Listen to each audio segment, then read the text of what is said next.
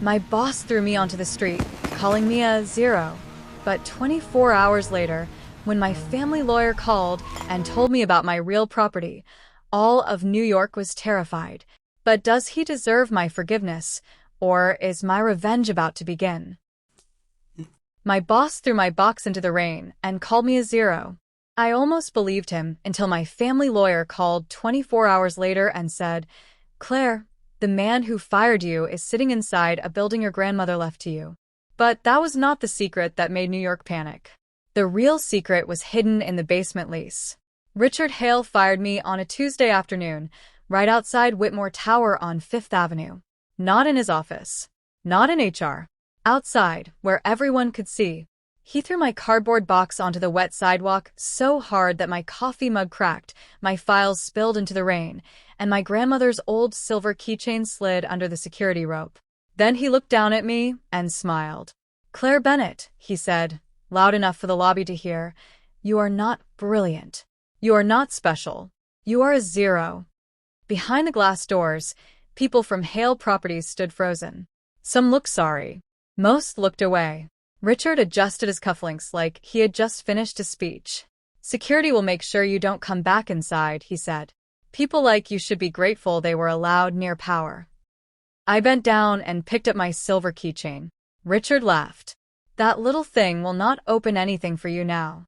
I looked at him, then at the tower rising behind him. I wanted to scream, but my grandmother Evelyn Whitmore had taught me one rule: never give your enemy your loudest emotion. Give him your quietest evidence. So I said nothing.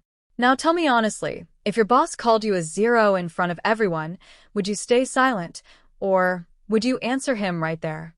I stayed silent, and that silence scared him more than I knew. That night, I sat in my tiny Queens apartment with wet shoes by the heater and Richard's words stuck in my chest. Zero. For 6 years, I had worked at Hale Properties as a junior property analyst. I fixed numbers Richard did not understand. I corrected reports he presented as his own. I noticed missing documents no one wanted me to notice. And 1 week before he fired me, I had found something strange. A basement lease. It belonged to Whitmore Tower. The file was old, scanned badly, and buried inside a folder labeled inactive storage. But the numbers did not match. The rent was too low. The tenant name was hidden behind 3 shell companies. And one signature looked familiar. Evelyn Whitmore. My grandmother. I had printed page 17 and put it in my desk drawer. The next day, Richard fired me. At 9:14 the following morning, my phone rang. The caller ID said, "Margaret Shaw, family attorney." Margaret had handled my grandmother's estate 3 years earlier. Back then, she told me there were unfinished trust matters, but grief had swallowed every word. This time, her voice was different. "Claire," she said, "before you sign anything from Hale Properties, listen carefully. Richard Hale did not fire you because you were useless." My hand tightened around the phone. "Then why?" "Because you were close." My apartment went still. Close to what? Margaret paused. "The basement lease." My breath caught. "How do you know about that?" "Because that lease is connected to your grandmother's trust. And as of midnight, the final beneficiary clause activated." I stood up slowly. "What trust?" "The Whitmore Real Estate Trust," she said. "Claire, your grandmother never sold Whitmore Tower. Hale Properties has only been leasing it." I looked at the silver keychain on my table. The tiny letters on the back suddenly made sense. WT. Whitmore Tower. Margaret continued. "As of 12:01 a.m., you are the controlling beneficiary." I whispered, "I own the building?" "You control the trust that owns it," she said. "And Richard Hale knows." That afternoon, Richard called me 13 times. The first voicemail was cold. "Claire, there has been a legal misunderstanding.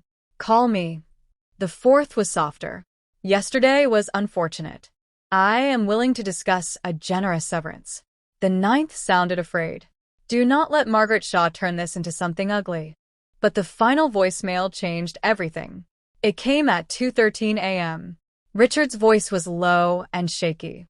"Claire, whatever you found in the basement file, you don't understand what it could do." That was when I knew. He was not afraid of losing his office. He was afraid of what was underneath it. The next morning, Margaret and I met at her law office near Bryant Park.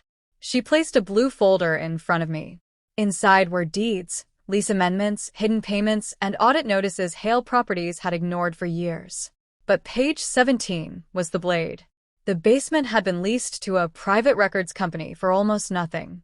In reality, it was used to store investor documents, unreported sublease agreements, and old trust records Richard had never disclosed.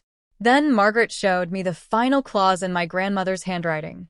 If any tenant benefits from this trust while causing professional or financial harm to my granddaughter Claire Bennett, immediate audit rights shall activate. My grandmother had known men like Richard. Maybe she did not know the exact day he would humiliate me, but she had built a door for me before I ever needed to open it. 2 days later, I walked back into Whitmore Tower. This time, security did not stop me. The same guard who had escorted me out looked at Margaret's documents, stepped back, and said, "Good morning, Miss Bennett." The emergency board meeting was on the 38th floor. Richard stood at the head of the table in a navy suit, smiling like a man trying to hold a cracked mask together. "Claire," he said, "this is not the place for personal revenge." I sat down across from him. "You're right," I said. "That's why I brought a lawyer." Margaret opened the blue folder. Hale Properties is in breach of multiple lease, disclosure, and trust obligations connected to Whitmore Tower, she said. Effective immediately, Ms. Bennett has the authority to order a full independent audit. A board member frowned. "Ms. Bennett? The former employee?" Margaret turned a page.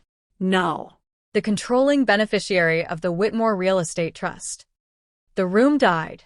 Richard's face turned gray. "That's not accurate," he said. Margaret slid page 17 across the table. "Then explain the basement lease." Richard did not touch it, and that told the board everything. I looked at him and finally spoke. "You called me a zero because you thought I owned nothing, but I owned the one thing you built your name on."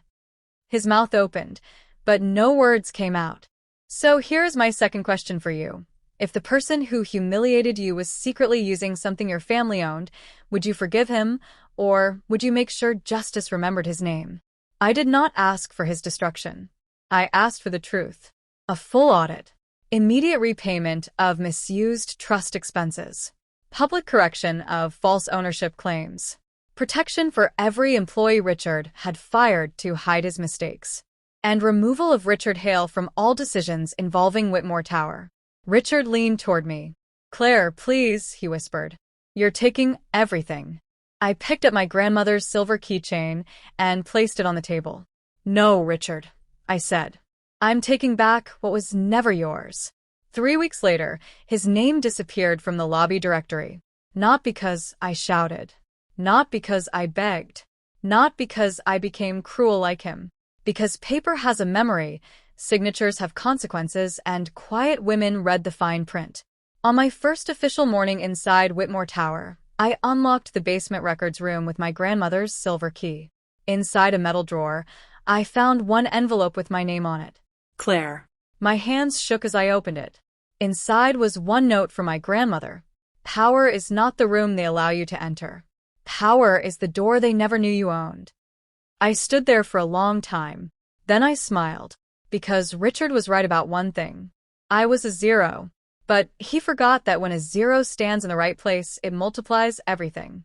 The moral is simple. Never measure someone's value by the chair they lost, the title they never got, or the room they were pushed out of. Sometimes the person you call nothing is the person holding the key to everything. If you believe Claire chose justice, not revenge, like this story. And subscribe for more powerful stories where calm people win legally, quietly, and at exactly the right time.